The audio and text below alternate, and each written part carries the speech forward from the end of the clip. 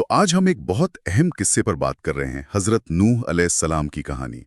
ہمارے پاس ایک لیکھ ہے جس کا عنوان ہے نوح علیہ السلام، دھیریہ، بت پرستی اور جل پرلے۔ جی اور ہمارا مقصد دیکھیے صرف کہانی سنانا نہیں ہے، ہم اس لیکھ کی مدد سے تھوڑا گہرائی میں جانا چاہتے ہیں، سمجھنا چاہتے ہیں کہ نوح علیہ السلام کا وہ زبردست صبر، ان کی قوم کی وہ جو ضد تھی اور وہ بھیانک سیلاب، اس کے پیچھے کیا باتیں ہیں۔ بالکل۔ مطلب سوچ کر ہی عجیب لگتا ہے، 950 سال کوئی اتنے وقت تک ایک ہی بات کیسے سمجھا سکتا ہے؟ خیر دیکھتے ہیں اس لیکھ میں کیا خاص باتیں ہیں۔ ہاں، اور یہ کہانی صرف صبر یا عذاب کی نہیں ہے، یہ انسانی فطرت کو بھی دکھاتی ہے۔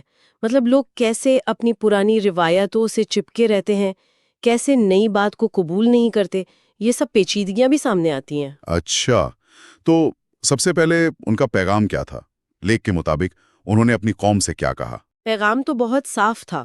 انہوں نے کہا بھائی صرف ایک اللہ کی عبادت کرو، اسی کا ڈر رکھو دل میں، اور میری بات مانو جو میں اللہ کی طرف سے کہہ رہا ہوں۔ ہاں، یہ تو بنیادی بات ہوئی، لیکن لیکھ میں یہ بھی ذکر ہے کہ انہوں نے کچھ دنیاوی وعدے بھی کیے تھے، اگر وہ لوگ اللہ کی طرف آ جائیں، معافی مانگ لیں تو۔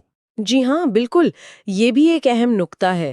انہوں نے کہا کہ اگر تم لوگ استغفار کرو گے، مطلب اللہ سے معافی مانگو گے، تو اللہ تم پر برکت نازل کرے گا، آسمان سے خوب بارش ہوگی، تمہارے مال اور اولاد میں اضافہ ہوگا، تمہیں باغ ملیں گے، نہریں ملیں گی۔ تو یہ تھوڑا دلچسپ ہے، مطلب روحانی پیغام کے ساتھ ساتھ دنیاوی فائدوں کا ذکر بھی، ایسا کیوں؟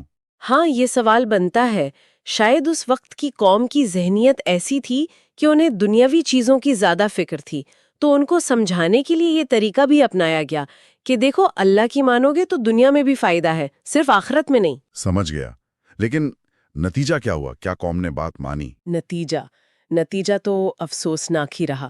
لیکھ بتاتا ہے کہ نوح علیہ السلام نے کوئی کسر نہیں چھوڑی، دن میں سمجھایا، رات میں سمجھایا، کبھی چھپ کر اکیلے میں بات کی، کبھی سب کے سامنے کھلے عام دعوت دی۔ اور وہ لوگ ٹس سے مس نہیں ہوئے۔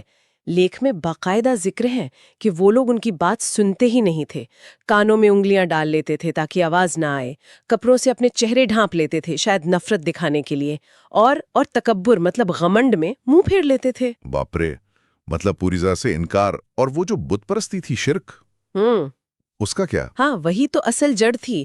وہ لوگ شرک پر بری طرح قائم تھے۔